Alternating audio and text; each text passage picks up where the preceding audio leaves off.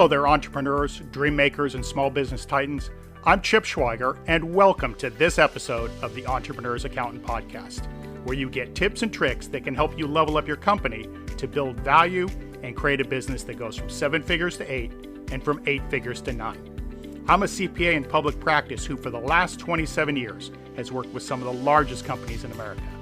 But my real passion is in helping entrepreneurs and business owners like you, because you truly are the crown jewel of our economy.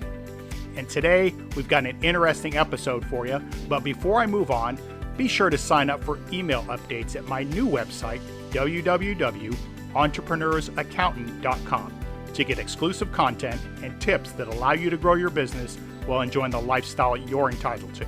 That's www.entrepreneursaccountant.com. So, let's get to this week's show.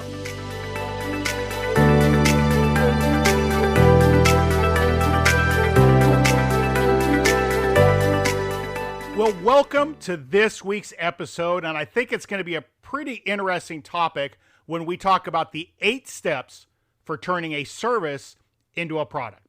So it's important, I think, for anyone whose business offers a service or who offers a product that you differentiate through a higher level of service. So basically, most everyone can find some value here.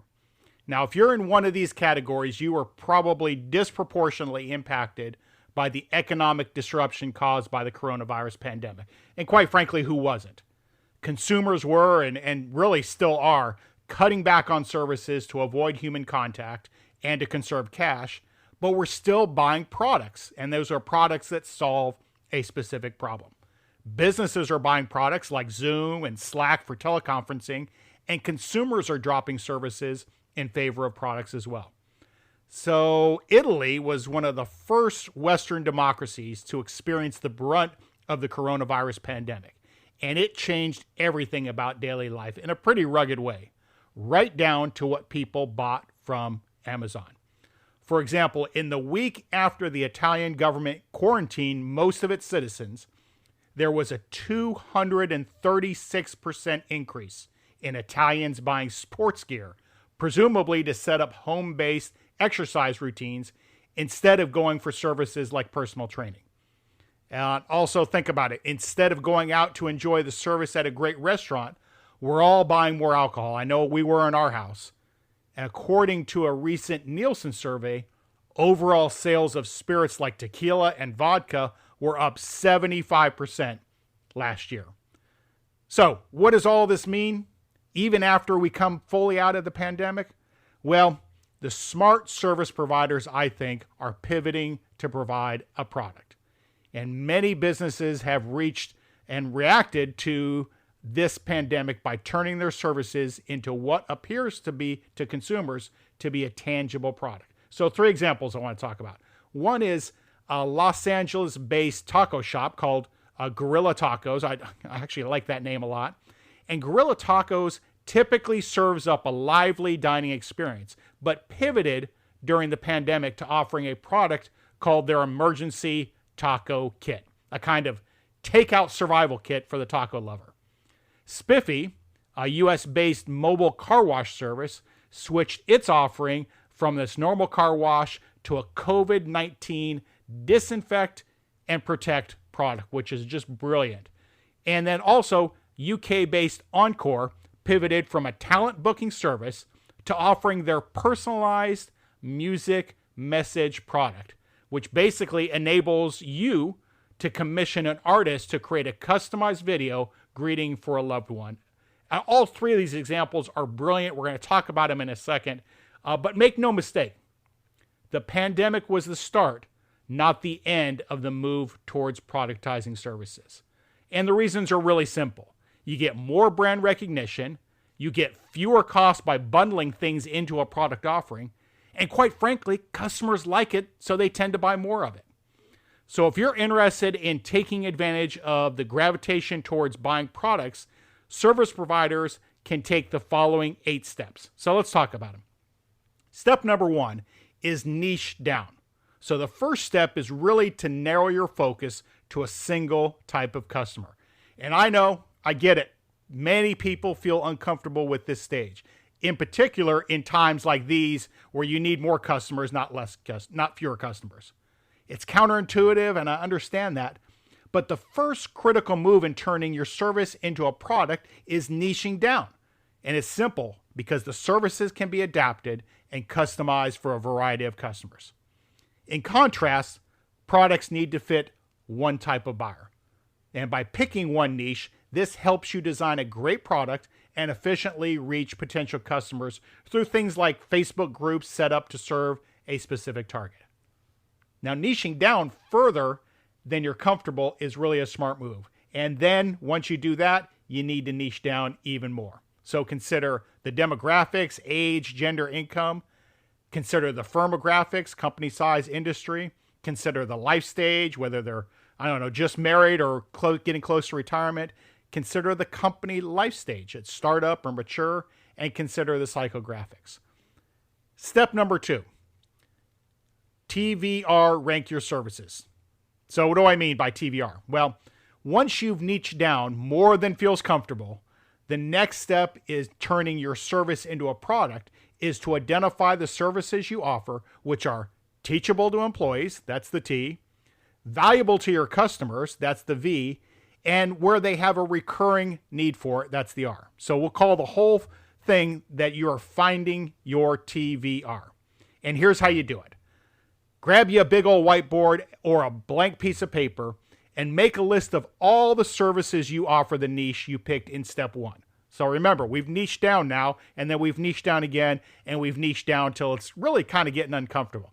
Once you've got that service and that niche, you're going to go ahead and grab that piece of paper and list all the services for that niche that you niche down to. Then I want you to score each service on a scale of 1 to 10 on the degree to which you can teach employees to offer that service, how valuable it is to your niche for that service, and how frequently your customers need to buy it. Now pick the service that scores the highest of all of these, and move on to step 3. And you can always come back, don't worry, you can always come back to this step if you want to consider multiple different products. But step number 3 is really where it starts to become magic.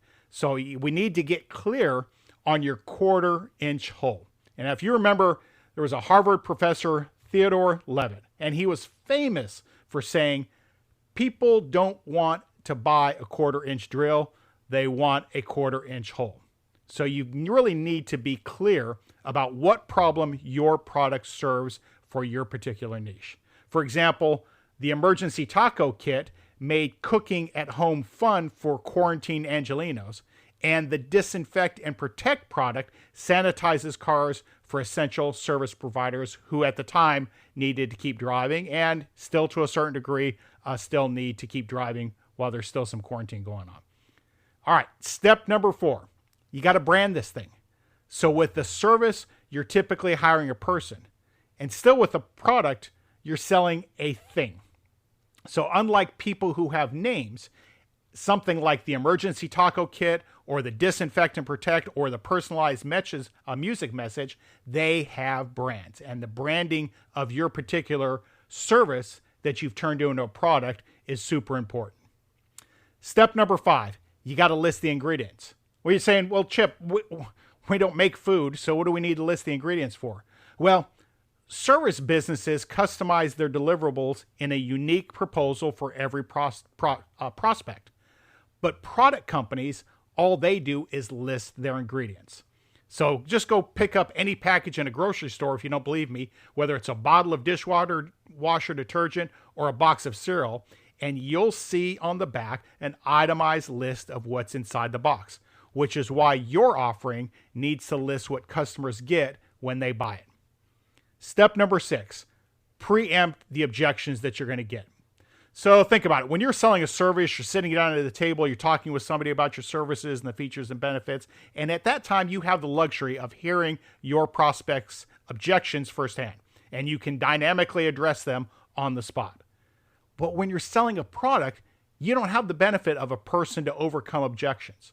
So consider what potential objections customers might have and preempt them. For example, when selling the disinfect and protect car cleaning product, Spiffy anticipated the 4 most common concerns customers raise, and they preempted each of them in their marketing materials. For example, Spiffy assures prospects that they will, 1, have a money-back guarantee for people who aren't sure. 2, that there was insurance in case Spiffy damaged your car. 3, there were trained technicians who knew what they were doing. And 4, they were using environmentally friendly cleaning products so that you weren't going to damage the environment. Step number 7, you got to price the thing. So services are typically quoted by the hour, by the day, or by the project, and usually come at the end of a custom proposal. Products publish their price up front. That's probably all we need to say about that. Step number 8 is you got to manufacture scarcity. And this is really an important secret sauce to all of this. One of the benefits of a service business is that you always have sales leverage because your time is scarce. You can't make any more hours in a day, so customers know that they need to act to get some of your time. But with a product business, you need to give people a reason to act today rather than tomorrow or next week. And this means you need to manufacture a reason to act like things are limited time offers or a limited access to the product or something along those lines. So there you have it, the 8 steps for turning your service into a product. And look, service providers have been walloped during this pandemic. But if you make your service look and feel more like a product, you may be able to take advantage of our society's flight to tangible products in uncertain times and come out of the pandemic with a stronger business. Now, I've placed on my website at entrepreneursaccountant.com a free ebook that covers all of this in a lot more detail. So feel free to check it out under the Learn tab, or drop us a note at info@entrepreneursaccountant.com and put product in the subject line, and we'll get it out to you. So that's all for this week, and I'm truly honored that you've chosen to invest your time with me. If you've enjoyed today's discussion, please consider subscribing to this podcast so that you'll never miss a future episode. It's easy to do by just clicking on that subscribe button or that follow button. And with that, we'll see you down the road.